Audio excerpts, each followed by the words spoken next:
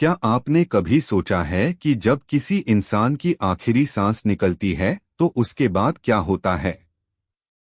क्या सब कुछ खत्म हो जाता है या असली सफर तभी शुरू होता है? यह सवाल हर इंसान के मन में कभी न कभी जरूर उठता है, लेकिन बहुत कम लोग इसके जवाब तक पहुंच पाते हैं।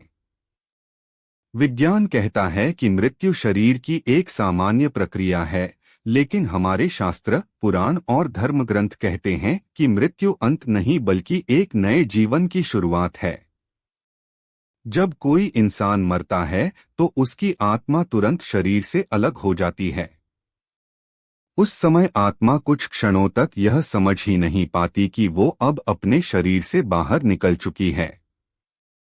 उसे लगता है कि वो अभी भी जीवित है, वो बोलने की कोशिश करती है, अपने परिवार को पुकारती है, लेकिन कोई उसकी आवाज नहीं सुन पाता। वो अपने आसपास के लोगों को रोते हुए देखती है, अपने ही शरीर को जमीन पर पड़ा देखती है और सोचती है कि ये सब क्या हो रहा है। यही वो क्षण होता है जब आत्मा को एहसास होता है कि अब वो इस भौतिक शरीर की नहीं रही। धीरे धीरे आत्मा अपने घर की ओर लौटती है। वो अपने परिवार को देखती है, बच्चे, माता पिता, भाई बहन, सबको। कोई रो रहा होता है, कोई शांत बैठा होता है। आत्मा चाहती है कि वो सबको समझाए कि वो यही है, उन्हें रोने की जरूरत नहीं, लेकिन अब उसका कोई भी शब्द किसी तक नहीं पहुंचता। परिवार में जब कोई अचानक ठंडी हवा महसूस करता है या दीपक की लौ कांपती है तो समझो आत्मा वहीं आसपास होती है। यही वजह है कि कई बार किसी अपने की मृत्यु के बाद घर में अजीब सी शांति या हलचल महसूस होती है। वो उनकी आत्मा होती है जो कुछ वक्त तक अपने घर और अपने प्रियजनों के आसपास रहती है। थोड़ी देर बाद आत्मा के सामने उसके पूरे जीवन की झलकियां चलने लगती हैं। बचपन से लेकर अंतिम दिन तक का हर दृश्य वो देखती है। हर गलती, हर अच्छाई, हर रिश्ता, हर मुस्कान, सब कुछ चलचित्र की तरह उसकी आंखों के सामने घूमता है। उसे एहसास होता है कि जो समय उसे मिला वो कितना कीमती था। उसे अपने अधूरे काम याद आते हैं, अपनी कही हुई बातें, वो लोग जिनसे वो बिना बात के नाराज रही। आत्मा चाहती है कि काश एक बार और उसे मौका मिल जाए ताकि वो सब कुछ ठीक कर सके, लेकिन अब बहुत देर हो चुकी होती है। अब शरीर खत्म हो चुका है और आत्मा का सफर शुरू हो चुका है। अब आत्मा को भूख और प्यास का अनुभव होने लगता है। यह सुनकर अजीब लगता है, लेकिन आत्मा की इच्छाएं तुरंत खत्म नहीं होती। उसे वही भावनाएं महसूस होती हैं जो उसने जीवन में की थीं, लेकिन अब वो उन्हें पूरा नहीं कर सकती।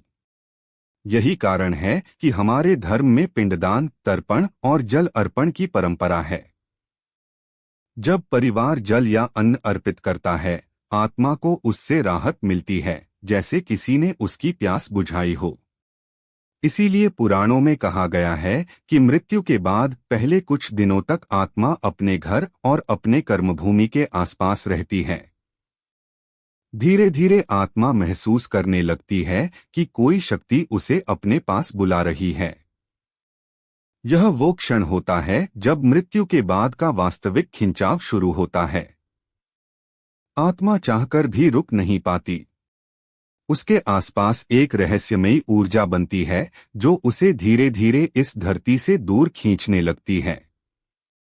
वह अब एक नई दिशा में बढ़ रही होती है। कहते हैं अगर आत्मा ने अपने जीवन में अच्छे कर्म किए हों तो उसे उजाला दिखाई देता है, शांति, प्रकाश और सुख की अनुभूति होती है। लेकिन अगर उसके कर्म भारी हों तो उसे अंधकार दिखाई देता है, डर, बेचैनी और भ्रम का अनुभव होता है। इसके बाद आत्मा अपने कर्मों का दर्पण देखती है।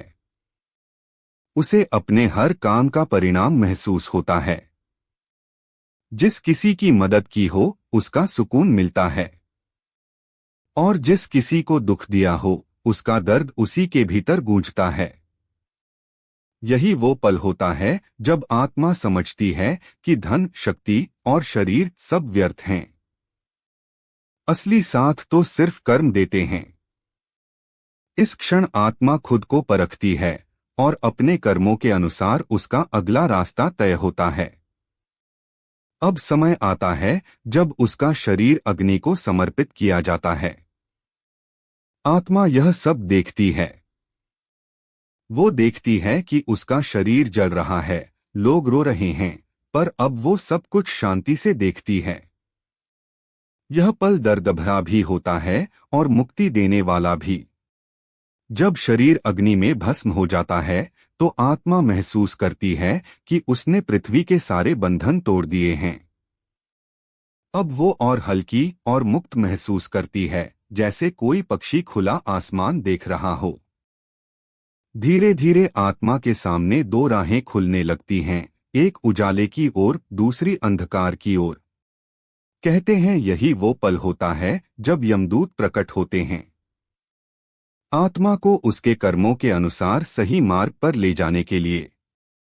अगर आत्मा पुण्यवान है तो वो उजाले के लोक में प्रवेश करती है, और अगर उसके कर्म अधूरे हैं तो उसे फिर से किसी जीवन में जन्म लेना पड़ता है। यह न्याय कोई बाहरी शक्ति नहीं करती, यह निर्णय आत्मा के कर्म ही लेते हैं। जब 24 घंटे पूरे हो जाते हैं, आत्मा अपने प्रियजनों को आखिरी बार देखती है। कभी किसी के सामने दीपक बुझता है, कभी फोटो गिर जाती है, कभी किसी को सपना आता है जिसमें वो व्यक्ति मुस्कुराता दिखता है। यह आत्मा का आखिरी संकेत होता है कि वो विदा ले रही है। इसके बाद आत्मा एक उजले द्वार की ओर बढ़ती है, एक ऐसा द्वार जो दो लोकों के बीच होता है। वह प्रकाश में विलीन हो जाती है या फिर अगले जन्म की तैयारी में निकल जाती है। मृत्यु का मतलब अंत नहीं है, यह तो एक नई शुरुआत है, आत्मा की यात्रा की शुरुआत। शरीर मिट जाता है लेकिन आत्मा कभी नहीं मरती। वो सिर्फ रूप बदलती है। कभी वह हवा बनकर महसूस होती है, कभी किसी सपने में आती है, कभी किसी बच्चे के रूप में लौटती है। इसलिए कहा गया है, आत्मा अजर है, अमर है और अनंत है। मौत केवल शरीर का अंत है, आत्मा का नहीं। अगर आपने कभी अचानक किसी अपने की उपस्थिति महसूस की हो, बिना वजह ठंडी हवा चली हो या किसी प्रियजन का सपना आया हो, तो शायद वो आत्मा आपसे आखिरी बार जुड़ने आई हो।